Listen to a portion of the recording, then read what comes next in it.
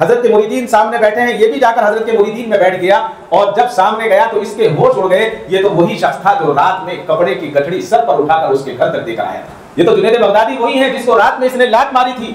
کہاں پر آیا ہے؟ بیٹھا ہوا ہے، خاموش بیٹھا رہا، لوگوں کے جانے کا انتظار کرتا رہا، لوگ چلے گئے، اب یہ اکیلا بچا۔ حضرت جنید بغدادی رحمۃ اللہ علیہ کی جیسے ہی نظر پڑی، حضرت نے پہچان لیا کہ یہ تو وہی چور ہے جو رات آیا تھا۔ اللہ اکبر! کیا اخلاق تھے! میرے یا آپ کے کوئی چپل چرا لے اور ہمارے سامنے سے گزر جائے تو ہم اس کا گلا پکڑ لیں گے۔ السلام علیکم ورحمۃ اللہ وبرکاتہ۔ الحمد للہ نحمده ونستعینه ونستغفره ونؤمن به ونتوکل علیہ ونعوذ باللہ من شرور انفسنا ومن سیئات اعمالنا، من يهده الله فلا مضل له ومن يضلل فلا هادي له، ونشهد أن لا إله إلا الله وحده لا شريك له، ونشهد أن سيدنا وسندنا وشفيعنا وحبيبنا ومولانا محمدا عبده ورسوله، أما بعد فأعوذ بالله من الشيطان الرجيم، بسم اللہ الرحمن الرحیم، الا ان اولیاء اللہ لا خوف علیہم ولا هم يحزنون، صدق اللہ مولانا العظیم وصدق رسولہ النبی الکریم وعلى آلہ واصحابہ وازواجہ وذریاتہ واہل بیتہ اجمعین والحمد للہ رب العالمین۔ خودی کو کر بلند اتنا کہ ہر تدبیر سے پہلے خدا پوچھے بتا بندے کہ اب تیری رضا کیا ہے۔ محترم حضرات، قرآن کریم کی وہ آیت آپ کے سامنے تلاوت کی ہے جس میں اللہ نے اپنے دوست، اپنے بزرگ یعنی اولیاء اللہ کا ذکر کیا ہے۔ آج انسان آرام پسند ہے، آرام طلب ہے، یہ چاہتا ہے کہ میں مفت میں ولی بن جاؤں، میں مفت میں اولیاء کے ساتھ ہو جاؤں اور مجھے کچھ نہ کرنا پڑے۔ اولیاء ایسے نہیں بنتے، بزرگ ایسے نہیں بنتے، بلکہ بزرگ اس کو کہا جاتا ہے، اللہ کا دوست اس کو کہا جاتا ہے جس نے اللہ کی مرضی کو اپنی مرضی سمجھ لیا ہو، یعنی جو اللہ کا حکم ہے اس پر عمل کرنے والا ہو اور اللہ کے حکم پر اور رسول اللہ صلی اللہ علیہ وسلم کی سنتوں پر چلنے والا ہو، وہی اولیاء اللہ کہلانے کا حقدار ہے۔ واقعات تو بہت سارے ہیں، بزرگ بھی بہت سارے ہیں جن کے حالات ہم سنتے ہیں اور پڑھتے ہیں، لیکن ان کے حالات اس طرح سے کیسے بنے؟ اس لیے بنے کہ انہوں نے اپنے آپ کو اللہ کا سچا بندہ ثابت کر کے دکھایا۔ دنیا ان کی نظر میں نہیں تھی، مال ان کی نظر میں نہیں تھا، دنیا کا آرام ان کی نظر میں نہیں تھا، دنیا کی آرائش کھانا اور پینا ان کی نظر میں نہیں تھا۔ اگر ان کی نظر میں تھا تو صرف اللہ کی رضا اور انسان کی خدمت۔ دوسرے کی خدمت کرنے سے انسان ولی بنتا ہے، بزرگ بنتا ہے۔ آج لوگ یہ سوچتے ہیں کہ لوگ ہماری خدمت کریں، ہم صرف مسجد میں تسبیح لے کر بیٹھ جائیں یا کسی اور مدرسے میں تسبیح لے کر بیٹھ جائیں، لوگ ہماری خدمت کرتے رہیں اور ہم ولی اللہ بن جائیں گے، لوگوں کی نظر میں بزرگ کہلائیں گے۔ بزرگی کا یہ معیار نہیں ہے۔ بزرگی کا معیار نہ مال ہے، نہ دولت ہے، نہ کھانا ہے، نہ رہائش ہے، نہ کپڑے ہیں، بلکہ بزرگی کا معیار تو کچھ اور ہی ہے۔ صرف یہ ہے کہ اللہ کے حکم کو ماننا اور رسول اللہ صلی اللہ علیہ وسلم کی سنت پر عمل کرنا۔ ہمارے یہاں بزرگوں میں حضرت شاہ ولی اللہ محدث دہلوی رحمۃ اللہ علیہ کا بڑا نام ہے، بڑے کارنامے ہیں، آپ کا بڑا علمی کام ہے۔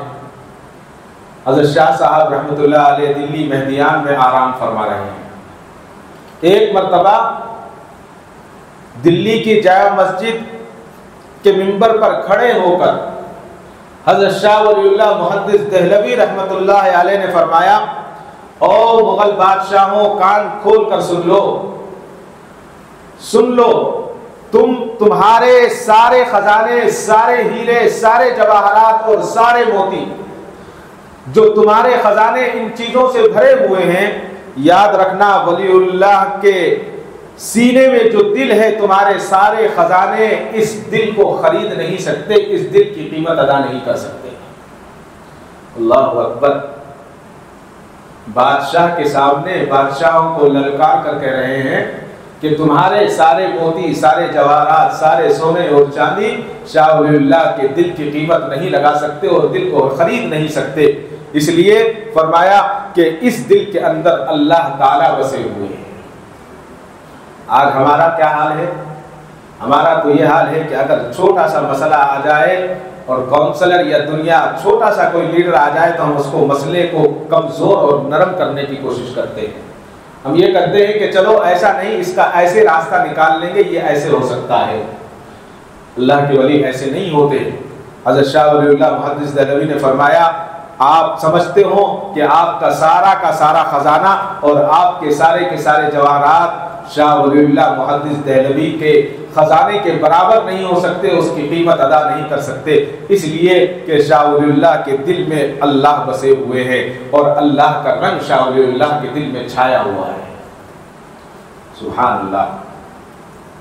شیخ شہاب الدین سہروردی رحمۃ اللہ علیہ ایک بزرگ گزرے ہیں۔ حضرت شاہ صاحب فرماتے ہیں کہ وہ حج پر گئے، حضرت شہاب الدین صاحب سہروردی۔ آج کل سلسلوں کو بدنام کر رکھا ہے لوگوں نے، سہروردی کو، قادری کو، چشتی کو، ان سلسلوں کو اتنا بدنام کیا کہ لوگ ان کے نام سے چڑھنے لگے ہیں، جو پڑھے لکھے لوگ ہیں۔ اور حقیقت یہ نہیں، حقیقت کچھ اور ہے۔ جو لوگ تھے وہ بہت اچھے تھے، اب جو لوگ ہیں، میں کسی کا نام نہیں لے رہا ہوں، اب جو لوگ ہیں انہوں نے دین کو اپنے لیے دنیا بنا لیا ہے۔ شہاب الدین سہروردی فرماتے ہیں کہ میں حج کے لیے گیا اور حج کے جانے کے بعد ایک آدمی کو دیکھا کہ خانہ کعبہ کا غلاف پکڑ کر رو رو کر دعائیں کر رہا ہے، اور سب دیکھنے والے اسے دیکھ رہے ہیں اور وہ چلا رہا ہے اور دعا کر رہا ہے۔ تو حضرت شاہ صاحب شہاب الدین سہروردی جو تھے اللہ والے تھے، تو انہوں نے سوچا کہ یہ واقعی رو کر دعا کر رہا ہے یا صرف ڈرامے بازی کر رہا ہے یا دکھا رہا ہے، تو کیوں نہ اس کے دل کو تلاش کیا جائے، اس کو دل کو دیکھا جائے کہ دعا کیسے کر رہا ہے۔ حضرت شہاب الدین سہروردی فرماتے ہیں کہ میں نے اس کے دل میں جھانکا۔ اب یہ کہیں گے کہ دل میں کیسے جھانکے، یہ الگ ایک چیز ہے۔ تو حضرت شہاب الدین فرماتے ہیں کہ جب میں نے اس کے دل میں جھانکا تو اس کی کیفیت ہی کچھ اور تھی۔ مجھے سمجھ میں آ گیا کہ وہ وہاں جو اس کے رشتہ دار تھے، جو اس کے ساتھ حج پر گئے ہوئے تھے، ان کو دکھانے کے لیے رو رو کر دعا کر رہا تھا، اور یہ دل میں سوچ رہا تھا کہ جب یہاں سے حج سے ہم واپس جائیں گے، جانے کے بعد گھر والوں کو یہ رو رو کر بتائے گا کہ آپ کے بھائی نے، آپ کے والد نے، آپ کے فلاں نے آپ کے لیے اس طرح سے دعا کی تھی۔ خاموش ہو گئے۔ اللہ کے دوست تھے، بزرگ تھے، آگے بڑھ گئے۔ آگے بڑھنے کے بعد فرماتے ہیں جب مینا میں گئے تو انہوں نے دیکھا کہ حج کے دوران ایک آدمی سامان بیچ رہا ہے۔ تو اب دل میں یہ خیال آیا کہ ایک طرف حج ہو رہا ہے، حاجی حج کر رہے ہیں، اور یہ آدمی تجارت میں لگا ہوا ہے اور اپنا کام کر رہا ہے۔ تو پھر دل میں خیال آیا نہیں، کیوں نہ ایسا ہو کہ یہ آدمی پریشان ہو، یہ آدمی کسی مجبوری میں تجارت کر رہا ہو، اس کے دل کو بھی دیکھا جائے۔ تو حضرت شہاب الدین سہروردی رحمۃ اللہ علیہ نے اس کے دل میں جھانکا اور دل کو قریب سے دیکھا، تو دیکھتے کیا ہے کہ اس کا دل ذرا سا بھی اللہ کی طرف سے غافل نہیں ہے، ذکر میں مشغول ہے اور اپنی تجارت کر رہا ہے، تجارت بھی کر رہا ہے اور ذکر بھی کر رہا ہے، اور اس کا ہر وقت دل جو ہے اللہ کی طرف لگا ہوا ہے کہ کہیں تجارت میں مجھ سے کوئی غلطی نہ ہو جائے، کوئی مجھ سے کوتاہی نہ ہو جائے، کوئی اللہ کی نافرمانی نہ ہو جائے۔ فوراً انہوں نے توبہ کی اور کہا اللہ اکبر، اے اللہ یہ تو شخص بہت نیک ہے، میں اس کو بظاہر سمجھ رہا تھا کہ یہ تجارت کر رہا ہے، لیکن یہ اپنی مجبوری کی وجہ سے تجارت کر رہا ہے۔ حقیقت تو یہ ہے کہ یہ اس جو کعبۃ اللہ کی دیوار سے چمٹ کر جو دعا کر رہا تھا، اس سے زیادہ یہ آپ کی طرف متوجہ ہے اور آپ کو یاد کر رہا ہے۔ معلوم یہ ہوا مومن کی یہی شان ہے، چاہے وہ تجارت کرے، چاہے وہ کاروبار کرے، چاہے وہ سوئے، چاہے جاگے، چاہے سفر میں رہے، اس کا دل ہر وقت اللہ کی طرف رہنا چاہیے اور اللہ کی طرف سے غافل نہیں ہونا چاہیے۔ اور جو غافل نہیں ہوتا وہی اللہ کا دوست اور اللہ کا ولی کہلاتا ہے، اور جو غافل ہو گیا وہ اللہ کا نہ دوست ہے نہ ولی ہو سکتا۔ جب انسان نیکی کرتا ہے تو اللہ تعالیٰ اس کا ثمرہ دنیا میں بھی عطا فرماتے ہیں. جب انسان اللہ کا دوست بن جاتا ہے، دنیا میں انسان اگر سب سے زیادہ کوئی پریشان ہوتا ہے تو وہ اپنی روزی کو لے کر پریشان رہتا ہے، اپنی رزق کو لے کر پریشان ہوتا ہے. اور جب انسان اللہ کا فرما بردار ہوتا ہے تو اللہ تعالیٰ رزق کے دروازے کھول دیتے ہیں، اور ایسے دروازے کھولتے ہیں کہ اس کے وہم و گمان میں بھی نہیں آتا کہ کہاں سے رزق ملے گا. بنی اسرائیل کی ایک عورت کا واقعہ لکھا ہے کہ اپنے بیٹے کو لے کر جنگل سے گزر رہی تھی، ویرانہ تھا. گزرتے ہوئے دیکھا کہ ایک طرف سے ایک بھیڑیا آیا اور اس بھیڑیے نے اس پر حملہ کر دیا. حملہ جب کیا تو وہ ڈر گئی. ڈرنے کے بعد بچہ اس کے ہاتھ سے چھوٹ گیا، اور جب بچہ چھوٹ گیا تو بھیڑیے نے بچے کو منہ میں دبایا اور بھاگنے لگا. جب بھاگنے لگا، ماں ہوتی ہے، ماں کے دل سے آہ نکلی اور اس نے کہا اے اللہ یہ میرے بچے کو لے جا رہا ہے. جیسے ہی آہ نکلی تو اس شخص نے دیکھا کہ ایک آدمی ایک درخت کے پیچھے سے ظاہر ہوا، اور اتنی تیز رفتار سے وہ ظاہر ہوا اور اس نے چھلانگ لگائی اور لگا کر بھیڑیے کے منہ سے اس بچے کو لیا اور بچے کو لے کر اس کی ماں کے گود میں اس بچے کو واپس کر دیا.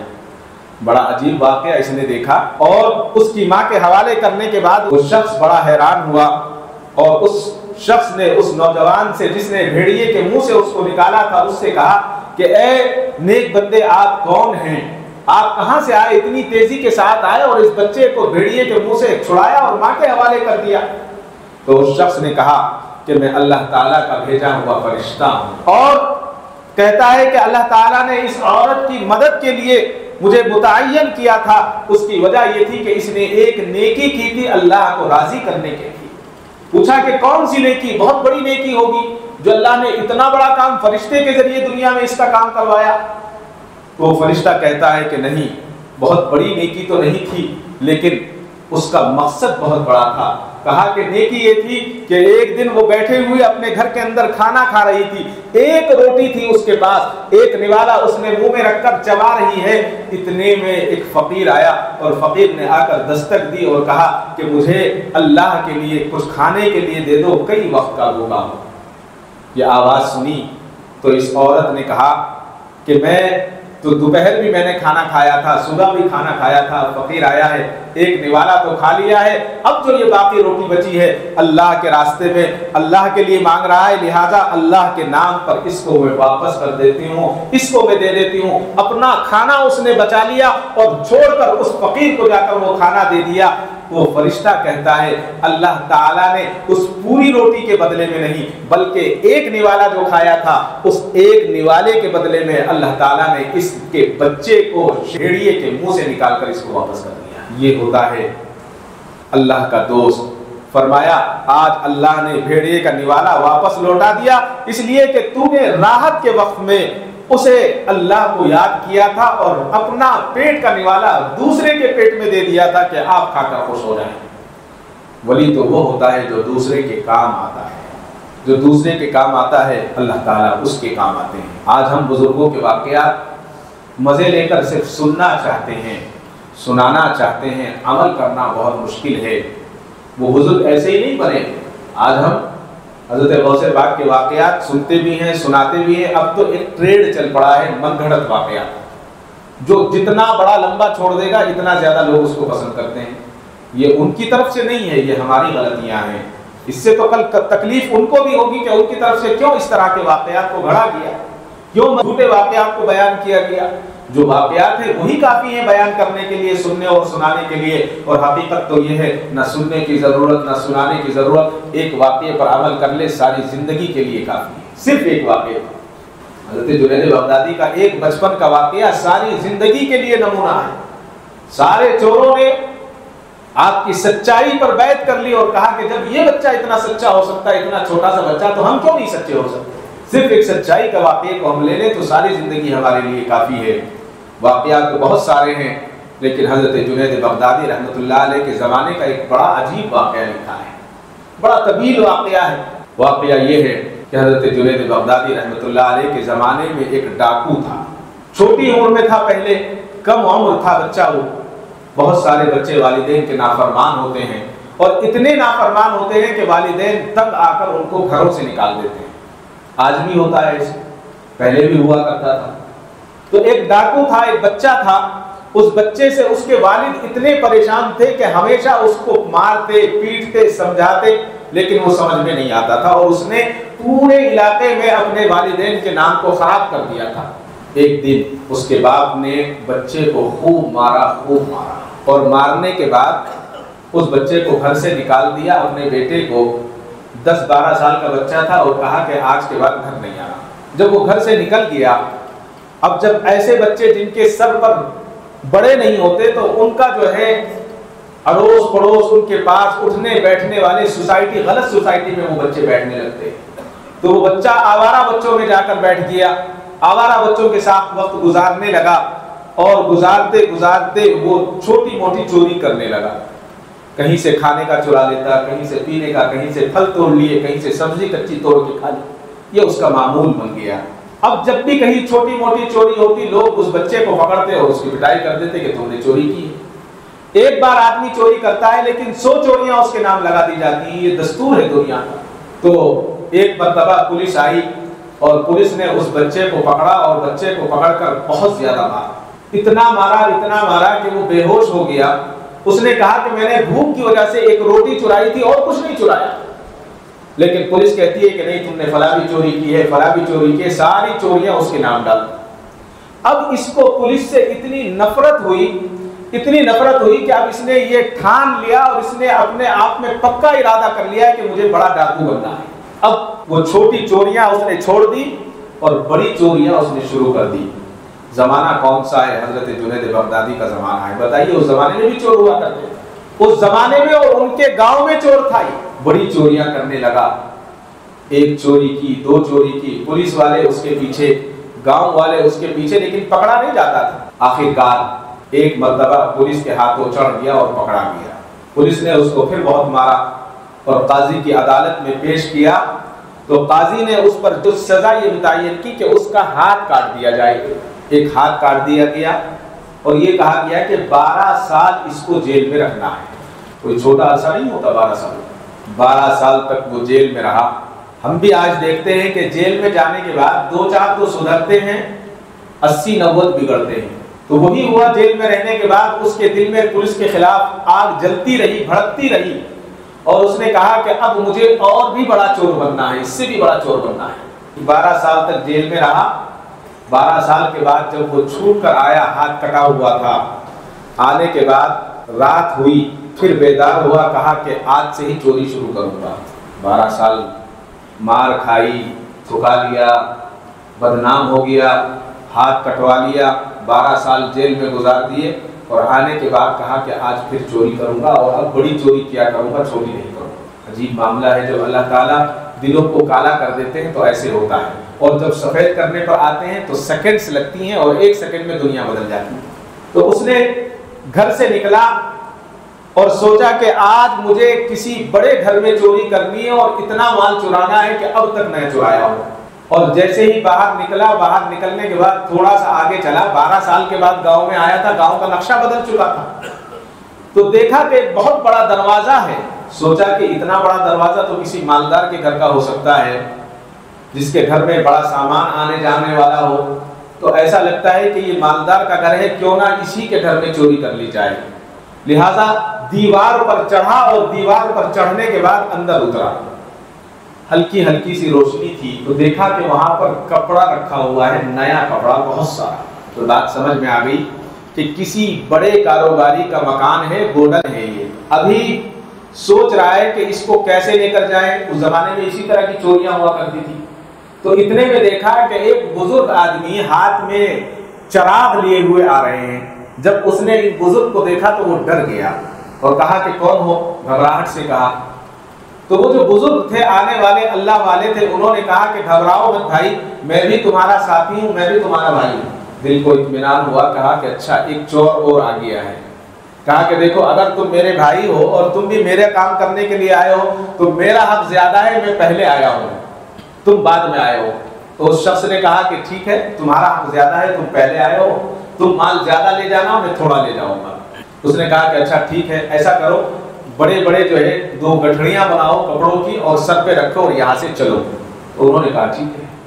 تو انہوں نے ایک چھوٹی گٹھڑی بنائی کپڑا جو اچھا کپڑا تھا اور ایک بڑی بنائی. کہا کہ یہ چھوٹی تمہاری ہے بڑی میری ہے. تو اس نے کہا کہ نہیں، بڑی میری ہے چھوٹی تمہاری ہے. کہا کہ میں نے تو چھوٹی اس لیے بنائی کہ آپ کا ہاتھ کٹا ہوا ہے، آپ اٹھا نہیں سکو گے. تو اس نے کہا کہ ایسا نہیں ہوگا، ہوگا یہ کہ چھوٹی میں اٹھاؤں گا اور باہر جانے کے بعد تمہیں دوں گا، اور بڑی تم اٹھانا باہر جانے کے بعد مجھے دینا. یہ بھی الٹا. اس نے کہا کہ یہ بھی منظور ہے مجھے. اور 2 گٹھڑیاں اٹھا کر بڑی گٹھڑی اپنے سر پہ رکھی، چھوٹی گٹھڑی اس کے سر پہ رکھی. اور جب چلنے لگے، وزن زیادہ تھا کپڑے کے اندر. وہ کہتا ہے کہ جلدی چل، اس لیے جلدی چل کہ کہیں صبح نہ ہو جائے، فجر کا وقت نہ ہو جائے، لوگ اٹھ جائیں گے، اذان ہو جائے گی تو لوگ گھروں سے نکل جائیں گے. اور ان بزرگ سے چلا نہیں جاتا، وزن زیادہ تھا. جب آہستہ آہستہ چلتے ہیں تو یہ جو چور، یہ جو ڈاکو تھا، اس نے پیچھے سے لات ماری ان بزرگ کے. وہ بزرگ گٹھڑی کے ساتھ نیچے گر گئے منہ کے بل. اور پھر غصہ ہوا، کہا کہ ارے جلدی اٹھاؤ. پھر اٹھوایا اور پھر سر پہ رکھا اور سر پہ رکھ کر کہا کہ چلو. تو وہ آہستہ آہستہ چور کے مکان تک گئے اور اس کے گھر پر وہ گٹھڑی ڈال دی. اور وہاں جا کر انہوں نے کہا کہ بھائی یہ چھوٹی گٹھڑی، اس کا بھی میں کیا کروں گا، یہ بھی تم ہی رکھ لو، اب اذان کا وقت ہو گیا ہے. وہ بھی اسی کو دے دی. اس نے سوچا کہ بڑا عجیب چور ہے، چور کرنے کے لیے آیا، میں نے گالیاں دی، میں نے اس کو لات ماری، میں نے اس کو برا بھلا کہا، اور جیسے میں کہتا رہا یہ کرتا رہا. کیسا عجیب چور ہے. جب سامان ڈال دیا، سامان ڈالنے کے بعد کہا کہ آج کا کیا پلان ہے، آج رات میں کیا کرنا ہے. تو انہوں نے کہا کہ ایسا کرتے ہیں کہ آج رات کو دیکھیں گے، عصر کی نماز میں ہم ملتے ہیں، اور عصر کی نماز میں مل کر جو ہے پھر آگے کا پلان طے کرتے ہیں. کہا ٹھیک ہے، عصر میں مل لیں گے. لیکن اب نیند نہیں آ رہی تھی، اس لیے کہ ایسا چور تو پہلی مرتبہ دیکھا تھا کہ چوری بھی کرے، ساتھ بھی دے، اور سارا مال آ کر دوسرے کو دے جائے. اب یہ اپنے گھر سے نکلا ظہر سے پہلے اور محلے کے اندر گھومنے لگا. کہنے لگا کہ محلے کا جائزہ لوں، 12 سال کے بعد آیا ہوں، محلہ کیسا ہے، مالدار کون ہے اور غریب کون ہے، ذرا دیکھوں تو صحیح. تو نکلتے نکلتے اسی مکان کے پاس آیا جس مکان میں رات چوری کی تھی. تو وہاں دیکھتا کیا ہے کہ لوگ آ رہے ہیں جا رہے ہیں. تو یہ سمجھ گیا کہ رات جو چوری ہوئی ہے اس کا لوگوں کو پتہ چل گیا ہے، اور اس کے بارے میں لوگ پوچھنے کے لیے اندر آ رہے ہیں جا رہے ہیں. تو کسی سے پوچھا کہ بھائی کیا بات ہے، یہاں لوگ کیوں آ جا رہے ہیں. تو اس نے کہا تم نئے ہو، تمہیں پتہ نہیں ہے یہ کس کا مکان ہے. کہا کہ نہیں ہمیں پتہ نہیں ہے، اسی لیے میں پوچھ رہا ہوں. کہا کہ یہ جنید بغدادی رحمت اللہ علیہ کا مکان ہے. حضرت جنید بغدادی کا مکان ہے. یہ ان کے مریدین ہیں جو آ رہے ہیں اور جا رہے ہیں. کوئی آتا ہے مسئلہ پوچھنے کے لیے، کوئی آتا ہے وظیفہ پوچھنے کے لیے، کوئی آتا ہے دعا کروانے کے لیے. یہ جنید بغدادی کا مکان ہے، تم نہیں جانتے. اس نے کہا نہیں مجھے تو پتہ نہیں ہے جنید بغدادی کا مکان ہے. خیر اس نے سوچا کہ چلو جنید بغدادی کو بھی دیکھ لیتے ہیں، جنید بغدادی کون ہے. اب 2-3 لوگ جب اکٹھا ہوئے تو ان کے ساتھ مل کر یہ بھی مکان میں داخل ہوا. حضرت کے مریدین سامنے بیٹھے ہیں، یہ بھی جا کر حضرت کے مریدین میں بیٹھ گیا. اور جب سامنے گیا تو اس کے ہوش اڑ گئے. یہ تو وہی شخص تھا جو رات میں کپڑے کی گٹھڑی سر پر اٹھا کر اس کے گھر تک دے کر آیا تھا. یہ تو جنید بغدادی وہی ہے جس کو رات میں اس نے لات ماری تھی. کہاں پر آیا ہے، بیٹھا ہوا ہے، خاموش بیٹھا رہا، لوگوں کے جانے کا انتظار کرتا رہا. لوگ چلے گئے، اب یہ اکیلا بچا. حضرت جنید بغدادی رحمت اللہ علیہ کی جیسے ہی نظر پڑی، حضرت نے پہچان لیا کہ یہ تو وہی چور ہے جو رات آیا تھا.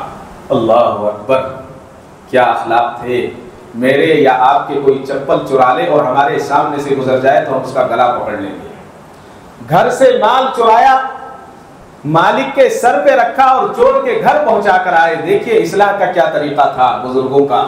حضرت جنید بغدادی رحمت اللہ علیہ خاموش بیٹھے ہیں. اس چور نے کہا پسینے میں ہے، پسینے میں چراغور ہے. کہا کہ حضرت پہچانا.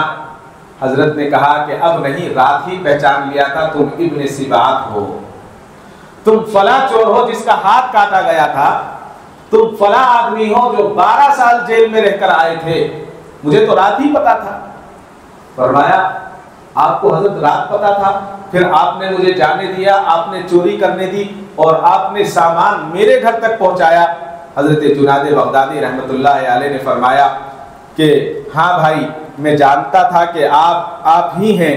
میں یہ بھی جانتا ہوں کہ ابن سبات تم ہی ہو، لیکن میں یہ بھی جانتا ہوں کہ تمہارے اندر تمہیں ضرورت تھی، تم اس لیے چوری کرنے کے لیے آئے تھے، اور میں یہ بھی جانتا تھا کہ تمہارے اندر اتنی طاقت نہیں تھی کہ تم مال لے کر جا سکتے تھے۔ میں نے سوچا جب تمہیں مال کی ضرورت ہے، اللہ نے مجھے مال دیا ہے، کیوں نہ میں تمہارے پاس خود مال پہنچا دوں، اس لیے میں نے اس مال کو تمہارے گھر تک پہنچا دیا۔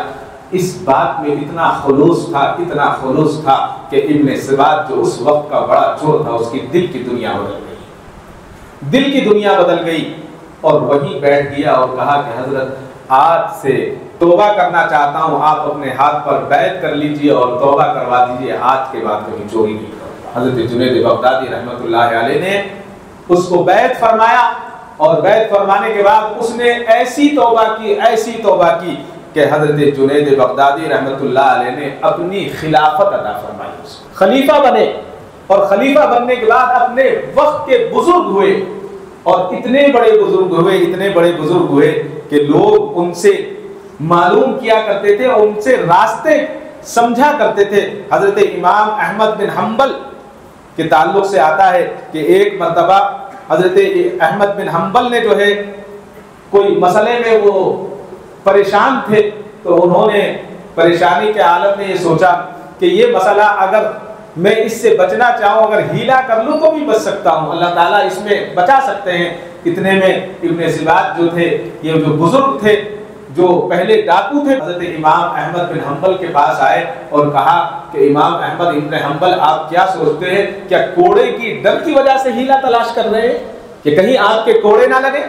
حضرت امام احمد بن حنبل نے اپنا موقف بدل دیا اور اپنے موقف کے اوپر مضبوطی کے ساتھ قائم رہے، اور فرمایا کہ مجھے اس کی ایک چھوٹی سی بات نے میری دنیا بدل دی۔ ابن سبات کا نام لے کر فرمایا کرتے تھے کہ میں اس کا محسن ہوں، اس کا احسان میں اپنی زندگی میں کبھی بھول نہیں سکتا۔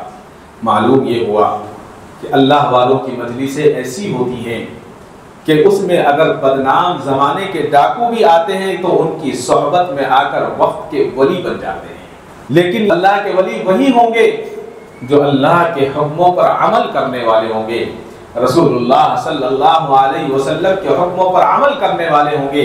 اگر ان کے حکموں پر عمل کریں گے تو پھر ولی کہلائیں گے، اور اگر حکموں پر عمل نہیں ہوگا تو پھر کوئی ولی نہیں ہو سکتا۔ آج کل تو ہمارے ہاں زندہ ولیوں کا زیادہ رواج ہے، زندہ کا زیادہ رواج ہے۔ اللہ ہی جانتے ہیں کہ زندہ کون ہے اور مردہ ولی کون ہے۔ ہر مومن ولی ہے، ہر مومن ولی ہے، بس شرط یہ ہے کہ دن میں 5 وقت اس کی پیشانی اللہ کے سامنے جھکنی چاہیے۔ اگر اللہ کے سامنے اس کی پیشانی جھکتی ہے تو وہ ولی ہے، اور اگر نہیں جھکتی تو اس سے بڑا شیطان کوئی نہیں ہے، وہی سب سے بڑا شیطان ہے، وہی سب سے بڑا شیطان ہے۔ جھبے سے، داڑھی سے، امامے سے، شرعی سے، لنگی سے، اس سے ولی کی پہچان نہیں ہو سکتی۔ ہم یہ سوچتے ہیں کہ جس کا جتنا بڑا پگڑ ہوگا، جتنا بڑا جھبا ہوگا، جتنا موٹا اور تازہ ہوگا، اتنا بڑا وہ بزرگ ہے۔ ایسا کوئی معیار نہیں ہے، معیار یہ ہے کہ جتنا اللہ کا خوف دل میں ہوگا اتنا بڑا ولی کہلائے گا، اور اگر دل میں خوف نہیں ہے تو پھر وہ ولی نہیں ہے۔ حضرت مولانا روم رحمۃ اللہ علیہ نے ایک بڑا عجیب واقعہ لکھا ہے۔ بنی اسرائیل کا ایک نیک آدمی تھا، بہت عبادت گزار تھا، حتیٰ کہ حضرت عیسیٰ علیہ السلام کبھی کبھی اس کے پاس جاتے اور اس کو سلام کیا کرتے تھے۔ بتائیے کتنا نیک ہوگا۔ اللہ کے برگزیدہ پیغمبر، اللہ کے نبی حضرت عیسیٰ علیہ السلام جاتے اور اس کو سلام کرتے، اس کو دعائیں دیتے تھے۔ تو ایک مرتبہ حضرت عیسیٰ علیہ السلام اس سے ملنے کے لیے گئے۔ جب آپ اس سے ملنے کے لیے تشریف لے گئے تو دیکھا کہ اس وقت ایک گنہگار آدمی اس کے قریب سے گزرا۔ جب اس کے قریب سے گزرا تو اس نیک آدمی کی نظر جو ہے اس گنہگار آدمی پر پڑی۔ حضرت عیسیٰ علیہ السلام جس سے ملنے کے لیے جایا کرتے تھے، اس نیک آدمی کی نظر اس گنہگار پر پڑی۔ جب اس گنہگار پر نظر پڑتی ہے تو وہ نیک آدمی اللہ سے دعا کرتا ہے، اے اللہ جب قیامت کے دن سب لوگ اکٹھے ہوں گے تو مجھے اس گنہگار کے ساتھ مت رکھنا۔ اس سے کیا پتہ چلا کہ آدمی اپنے آپ کو افضل سمجھ رہا ہے، یہ سمجھ رہا ہے کہ میں نیک ہوں، سامنے والا گنہگار ہے، بلکہ ولی کی پہچان تو یہ ہے کہ سب کو افضل سمجھے، خود کو گنہگار سمجھے۔ بزرگ تو وہ ہے کہ سب نیک ہیں، میں گنہگار ہوں، میں خطا کار ہوں۔ تو یہ نیک آدمی دعا کرتا ہے کہ اے اللہ جو سامنے گنہگار جا رہا ہے کل قیامت کے دن اسے میرے ساتھ اکٹھا مت کرنا، میرے ساتھ مت رکھنا۔ اللہ تعالیٰ نے اس کی وہ دعا قبول کر لی۔ چنانچہ حضرت عیسیٰ علیہ السلام پر اللہ تعالیٰ کی وحی نازل ہوئی اور اللہ تعالیٰ نے فرمایا اے میرے پیغمبر اس نیک آدمی کو بتا دیجئے کہ تیری دعا کو ہم نے قبول کر لیا ہے اور مجھے آخرت میں اس کے ساتھ اکٹھا نہ رکھنا، اس کو ہم نے مان لیا ہے۔ اب میں نے اس گنہگار بندے کی توبہ قبول کر لی اور میں نے اس کو جنت میں بھیجنے کا فیصلہ کر لیا ہے۔ اللہ اکبر۔ جس گنہگار کے تعلق سے اس نیک آدمی نے کہا تھا اس کے تعلق سے اللہ تعالیٰ وحی کے ذریعے فرما رہے ہیں میں نے اس کی تو دعا قبول کر لی، اس کی توبہ قبول کر لی اور اس گنہگار کو میں نے جنت میں بھیجنے کا فیصلہ کر لیا ہے۔ اور چونکہ اس شخص نے یہ دعا کی تھی اس گنہگار کے ساتھ مجھے کل قیامت میں نہ رکھنا، تو میں نے اس کی دعا کو قبول کر لیا ہے اور اب اس آدمی کو میں جنت میں نہیں بھیجوں گا، اس کو میں دوزخ میں نہیں بھیجوں گا۔ اللہ اکبر۔ معلوم ہوا اللہ بڑا ہے، اللہ جو چاہے وہ کر سکتے ہیں۔ آج ہم ذرا سے پیسے پر غرور میں آ جاتے ہیں، تکبر میں آ جاتے ہیں۔ ہمارے سفید کپڑے پر اگر کسی کے چھینٹ لگ جائے تو ہم اس کی جان لینے کے لیے تیار ہو جاتے ہیں، ہم برداشت نہیں کرتے۔ اللہ کے یہاں اگر کوئی چیز دیکھی جانے والی ہے تو وہ گناہ نہیں بلکہ انسان کا دل ہے۔ اگر انسان دوسرے کے لیے اچھا چاہتا ہے تو اللہ تعالیٰ اس کے لیے بھی اچھا کر دیتے ہیں۔ آج اگر ہمیں نیک بننا ہے اور ایک بننا ہے تو اس کے لیے صرف یہ شرط ہے کہ ہم اپنے لیے جو چاہتے ہیں دوسرے کے لیے بھی وہی چاہیں۔ ہم یہ نہ چاہیں کہ ہمیں تو جنت ملے، ہمیں جنت سب سے اوپر والی ملے اور دوسرے کہیں اور جائیں، دوسرے سے کوئی مطلب نہیں ہے۔ مطلب یہ ہے کہ مجھے بھی جنت ملے تو میرے بھائی کو بھی جنت ملے۔ تو اس سے یہ پتا چلا اللہ کا دوست، اللہ کا بزرگ وہ ہوتا ہے جو دوسرے کے لیے اچھا چاہتا ہے، جو دوسرے کے لیے بہتر چاہتا ہے۔ جب دوسرے کے لیے بھلائی چاہے گا اللہ تعالیٰ اس کے لیے بھلا فرمائیں گے۔ اللہ تعالیٰ مجھے اور آپ کو کہنے سننے سے زیادہ عمل صالح کی توفیق عطا فرمائے۔ وآخر دعوانا الحمدللہ رب العالمین۔ کعبے پہ پڑی جب پہلی نظر کیا چیز ہے دنیا بھول گیا، کیا چیز ہے دنیا بھول گیا۔